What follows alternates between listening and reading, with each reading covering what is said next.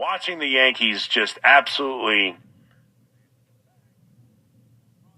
just vomit all over themselves on Friday night, have it be just an absolute repudiation of the trade deadline that we were all so excited about, to be coming off of finally winning some games in a row and finally playing well inside the division and winning the last 3 games of a 4-game set against Tampa Bay, including a wacky one where they had to come back and Volpe's hitting home runs. And you're feeling a little bit better about the team. They shored up some holes in the bullpen. They bring in, Bednar, and they bring in Doval, and they bring in Bird, and they bring in Caballero. They bring in 7 players overall over the entire, trade deadline period. And you feel like they've reshaped the roster. They're just about to get hot. They're winning games without Aaron Judge. They're scoring a ton of runs without Aaron Judge. They open up this 3-game set in Miami, taking a 6-0 lead. They're stealing bases. Rodon's throwing a no-hitter. Every reason for a little bit of optimism. The Blue Jays are losing to the Kansas City Royals. Friday night felt like the Yankees were about to do something and start taking off, and instead, every single reliever they brought here absolutely kills it for them. The utility man they bring in to steal bases does it, leads to them scoring a run, taking the lead, but then he can't field a single out in the outfield. It gets past him, sets up the game-winning run, ties the game, sets up the game-winning run. Absolute debacle. And then they don't show up the next 2 days, continue to play lousy, disgusting, mistake-ridden baseball.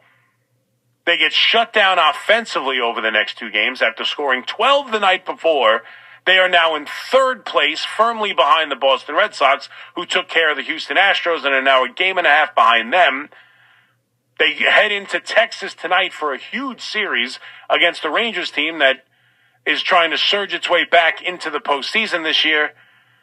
You saw Luis Gil, who is probably, and we haven't talked enough about this, Luis Gil, who is so important to this team. Because even with the deadline that I still think is going to impact the Yankees in a positive way, I still think those are good relievers. It was an ugly start to their Yankee tenure, but I still think Brian Cashman had a good trade deadline. The only thing he did not do was add a starting pitcher. And Luis Gil coming back made his first start of the season yesterday. He is going to be as important a member of this Yankee team as anyone else the next 50 games. He has got to round into shape. He has got to be someone you trust in a postseason start. Otherwise, the Yankees are going to throw 2 rookies in a postseason series if they're lucky enough to play 4 games in a postseason series, if they're lucky enough to get to a postseason series.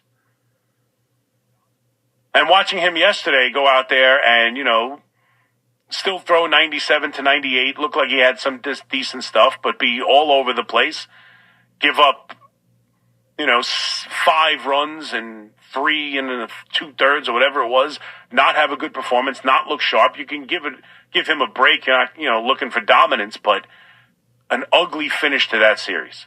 And for me, the manager, I know you've all been screaming about it for a long time, at least a lot of you, that he's a terrible manager, he needs to go.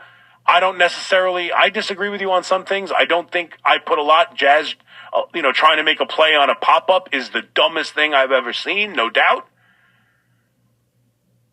They've made mistakes, no doubt. They have played sloppy baseball, absolutely no doubt. A lot of the things I don't put on the manager as much as most of you do. I don't think it's his job to make sure Wells knows how many outs there are as a professional baseball player. I think Jazz has got to be well aware that he can't be, doubled off of first base. There are things I blame him for, things I don't, but to me, now we're getting in the territory where this team is not listening. Like, you want to talk about reasons to get rid of a manager?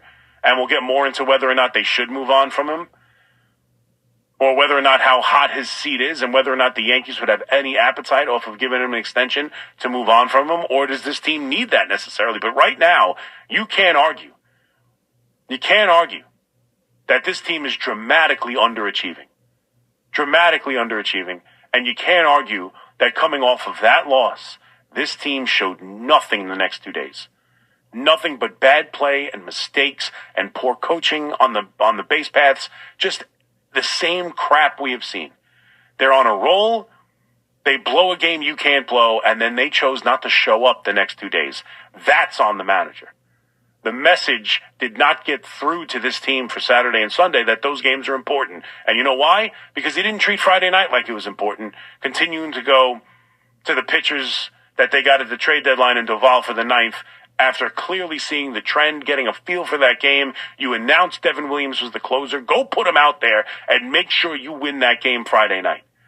And that game Friday night and the lack of urgency from the manager who weighed, giving time off to Weaver and Williams above winning the baseball game, it showed up the next 2 days. And we talk a lot about accountability.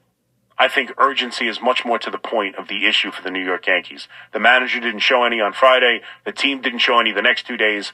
This team is far better than this. I look at this roster. I look at this team. They are far better than the way they're playing. They are better than getting swept in Miami off the trade deadline. And right now, this team has 50 games to figure it out. And I don't know what kind of Yankee fan, I'm as optimistic as any. I don't know what Yankee fan would have any kind of optimism with the way they played as of late.